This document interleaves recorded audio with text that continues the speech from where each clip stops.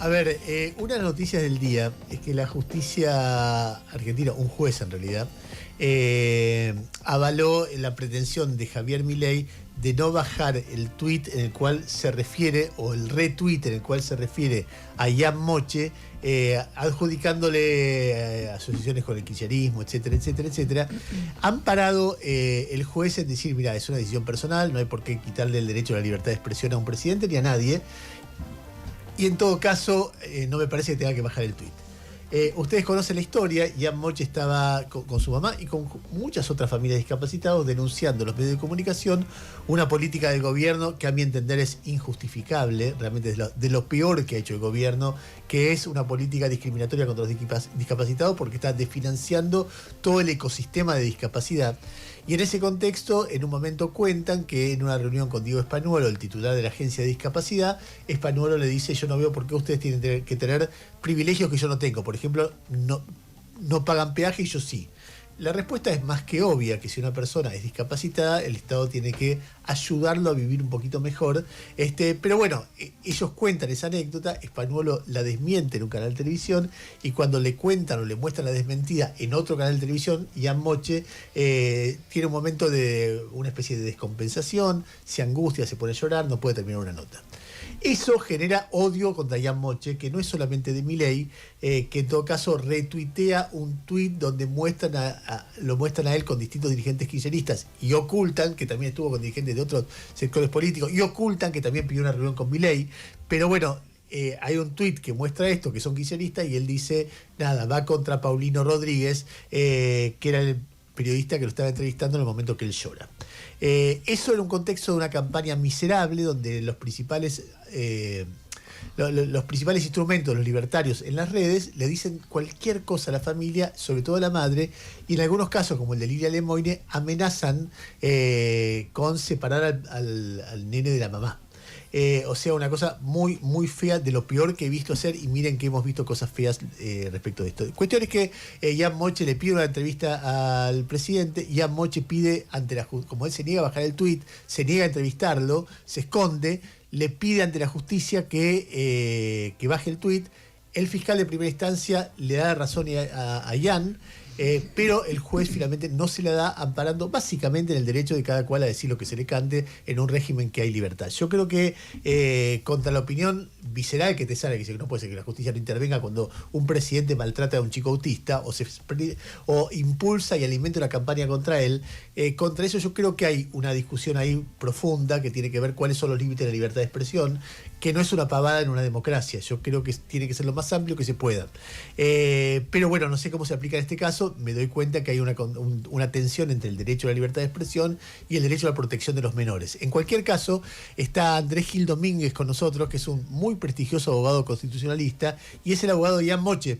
Y me interesaba ver cómo ve él esta tensión entre dos valores que deben ser preservados: el derecho de cada uno a decir lo que se le cante en una democracia, inclusive el de un presidente, y por otra parte, la obligación del Estado, de la justicia, de proteger a personas débiles, como en este caso un niño, y además un niño que tiene un problema. Doctor Gil, Andrés, ¿qué tal? Ernesto Tenemos lo saluda, ¿cómo anda? Buen día, ¿cómo están ustedes? No sé si escuchaste la introducción y me interesa un poco qué es Perfecta la introducción. Bueno, ¿y qué es lo que ves? En primer lugar, que el punto de partida es considerar que Ian es un niño y una persona con discapacidad que tiene una protección especial dada por la Constitución y por tratados sobre derechos humanos que tiene jerarquía constitucional. Y que las leyes que desarrollan esa protección establecen claramente que si hay una colisión o un conflicto entre los derechos de Ian, en su carácter de niño y de persona con discapacidad, y una persona adulta, debe prevalecer siempre los derechos del niño y adolescente, en este caso sumado, porque aparte es una persona discapacitada. Y por otro lado, tenemos la libertad de expresión, que la puede ejercer toda persona, pero que en el caso de cuando la ejerce un presidente, si la ejerce ofendiendo a alguien, afectando los derechos de alguien, la responsabilidad ulterior que esto genera es mucho más gravosa, especialmente si afecta los derechos de un niño en la condición que tiene ella. Entonces, desde ese punto de vista, nuestro ordenamiento, tanto el punto de vista constitucional, de los tratados de derechos humanos y de las leyes, claramente define esta cuestión. Entonces, Acá lo que tenemos que ver es, el presidente puede decir lo que quiera. Lo que pasa es que cada vez que él lo dice en su cuenta de X, con la tilde X, que Elon Musk solamente se lo da a quien acredita a su presidente, hace todo un trámite ante X, verificando su identidad biométrica y la documentación que lo respalde, y afecta derechos de tercero.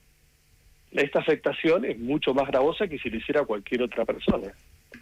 Y acá me parece que la discusión es ver si Javier Milei ofendió o afectó los derechos de Ian. Y uno ve el reposteo de Javier Milei ampliando y aceptando el posteo del hombre gris, que es una persona afín a este gobierno, en donde lo que dice es que Paulino Rodríguez se encargó de hacer la operación.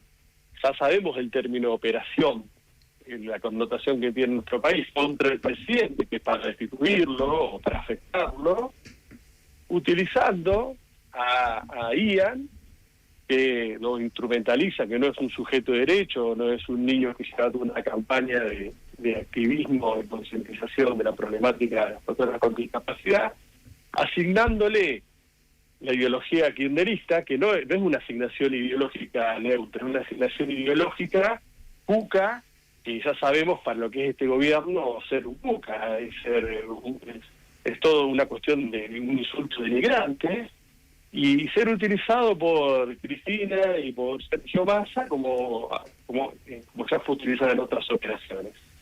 Y decirle a un niño de 12 años con discapacidad, a través de las redes sociales, en su carácter de presidente, que está atentando o está operando contra él, que es un instrumento y que no es un sujeto, que es un cuca con todo lo que esto mueve y que ha sido utilizado por otros, sin desconociendo todo el activismo diverso y plural que ha hecho bien. Si eso no es una manifestación que afecte los derechos de un niño, y yo no sé qué es una manifestación que afecta los derechos de un niño. Entonces, me parece desde el punto de vista está claro, ahí niega que el presidente hable y diga lo que quiera. Entonces tiene que hacer cargo de las consecuencias que esto genera, y acá generó un daño, lesionó los derechos de un niño, y cuando fuimos a la justicia nos encontramos con un juez que realmente desconoce fundamentos básicos de lo que es la protección del niño y el niño adolescente, fundamentos básicos de lo que es la protección especial de las personas con discapacidad,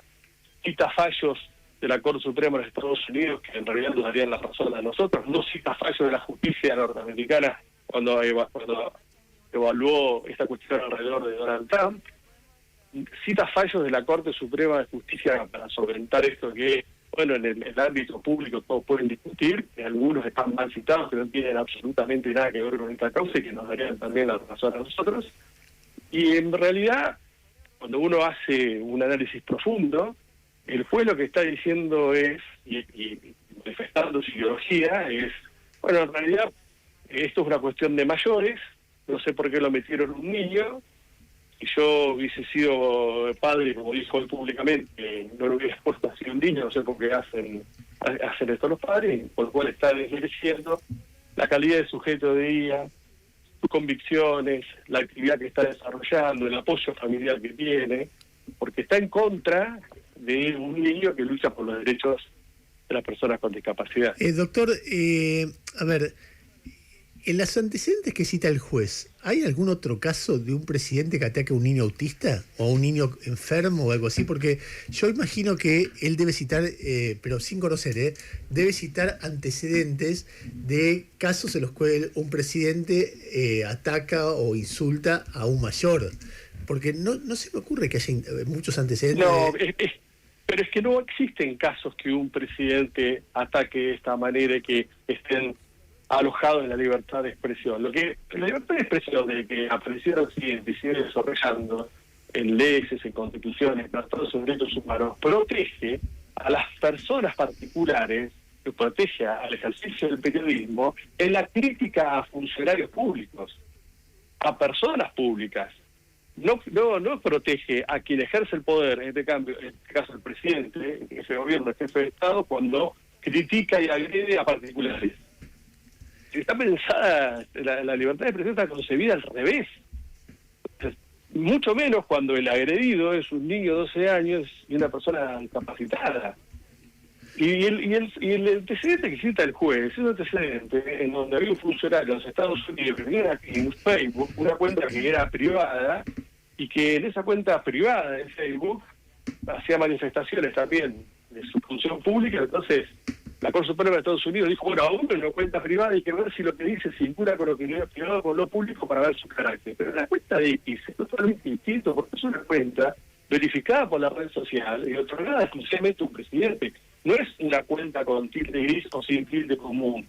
Eso lo utilizamos todos nosotros. O sea, que en tu punto de vista, no solamente es un delito o algo que debería ser reprobado por la justicia, insultar o sumarse a una campaña contra un chico autista, sino también, por ejemplo, lo que hace Milei cuando le dice Lali Depósito a Lali Espósito, que no es una crítica a un contenido, sino una, no sé, la adjudicación de una conducta irregular por medio de un apodo, o María Becerra a María Becerra, todas esas cosas. Es que la libertad de expresión es clara, todo puede expresarse sin censura previa, pero después se tiene que acercarlo de las responsabilidades ulteriores. Y cada vez que el presidente, el ejercicio de su cargo, agrede de esta manera, descalificando, calumniando y injuriando a una persona, la afectación que esto genera es mucho más intensa que si lo hago yo o lo hace cualquier otro particular. Doctor. Y eso se tiene que hacer cargo el presidente. Y además esta sentencia, me parece que es muy importante, porque después que se inició esta causa, el presidente Milei, lejos de pedir disculpas, lo que hizo fue, a través de la jauría digital paraestatal que lo rodea, atacar permanentemente a ella y a su familia. Y esta sentencia ha servido, a partir de que se dictó el día de ayer, de un elemento reproductor de esa violencia en el ámbito digital, y lo estamos viendo. Uh-huh. O sea, no solamente desprotegió a ella, sino que es un elemento de reproducción de la violencia digital generada por el presidente. Doctor, ¿cómo le va? Buen día. Gustavo Gravia lo saluda.